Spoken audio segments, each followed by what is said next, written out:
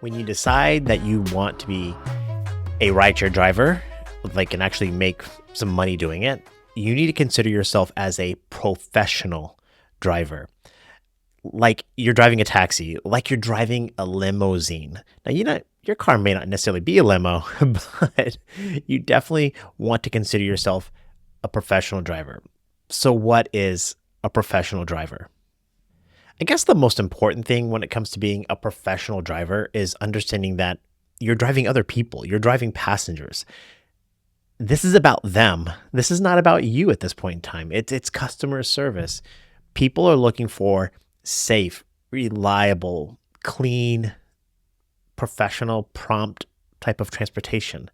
Well, as a professional driver, you have to have a clean car. And that means not only getting the outside cleaned every now and then, but definitely keeping the inside clean, vacuuming it out, wiping it down, and keeping the windows clean.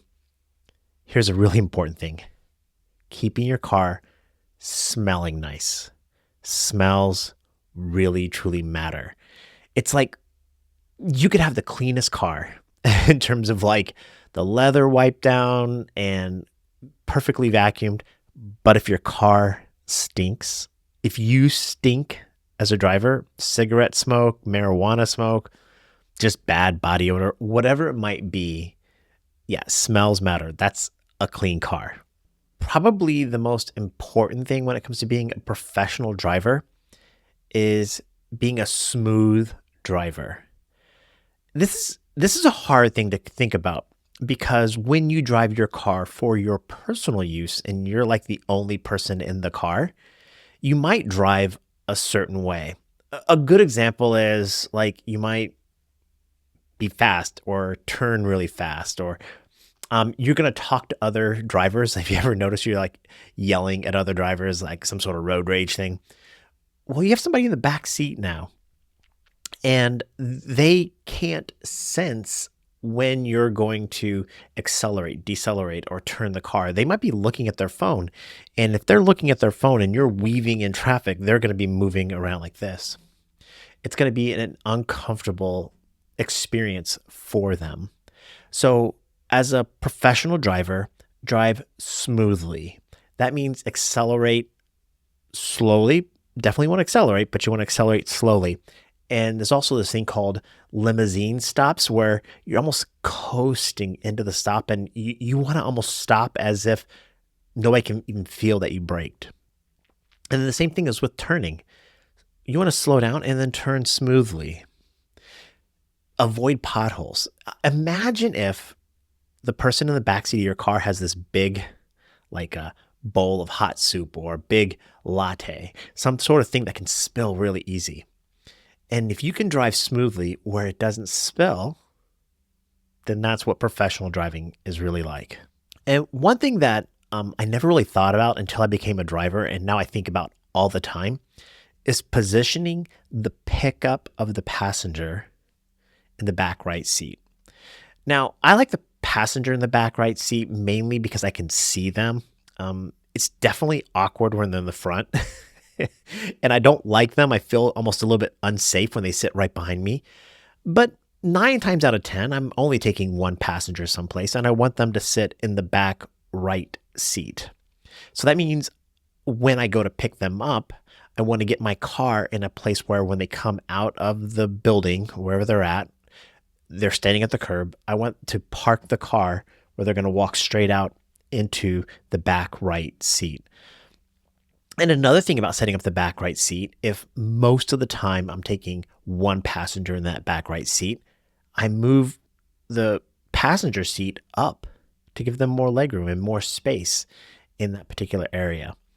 I have a charger in my car where I kind of run it through the seat, and it's a Tesla thing, but I can put a charger underneath the seat and I run it. And so that way the person in the back right seat has easy access to that particular charger.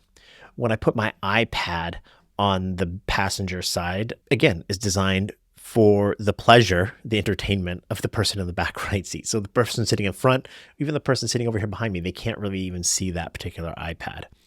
The passenger experience that you're trying to set up is for that person sitting right there in that back right seat. A professional driver knows their city. And I'm not talking about from a surge or a hotspot or whatever kind of thing. They're just conversant in local things and they can, a driver knows like what's the best restaurant or what shows are coming into town. Because when you're taking passengers, especially to and from the airport, you're going to get business travelers or tourists maybe, and they're going to want to talk to you about it.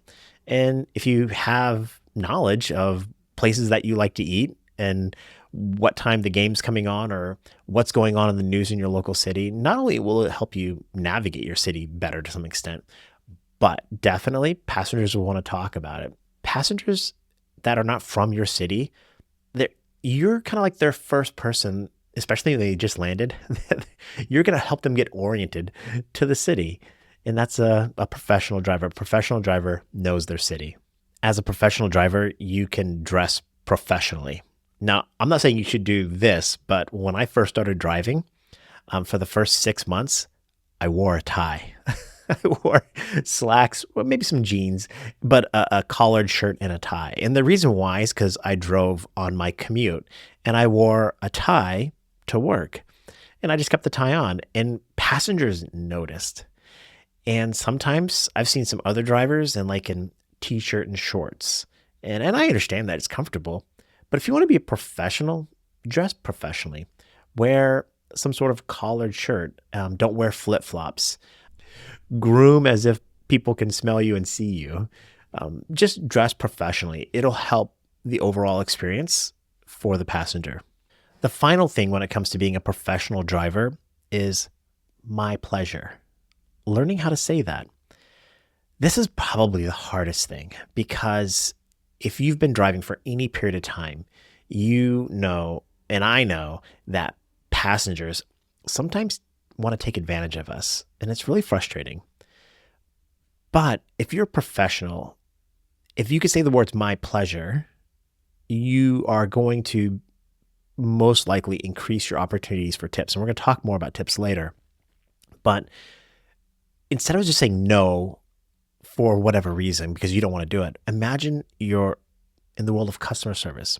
In fact, the reason why I like the word "my pleasure" is I've learned that from Chick-fil-A. If you've ever gone into a Chick-fil-A, the people that work there are just really nice. And they always say the word "my pleasure." It's great. Can I get a refill on this drink? My pleasure. Does it cost Chick-fil-A more to give me a free refill? Yes, it does. But what do they say? My pleasure. So when a passenger asks for a favor, can you turn the radio down? Can I roll the windows down? Can you turn the heat on? Can you go a different direction? Whatever it might be, if it's not an absurd request and it's not going to put you out, learn to say, my pleasure. That's professional driving. Again, I know that a lot of drivers will disagree with me on this. They'll fight me on this. But I believe that's why I probably get more tips than the average driver.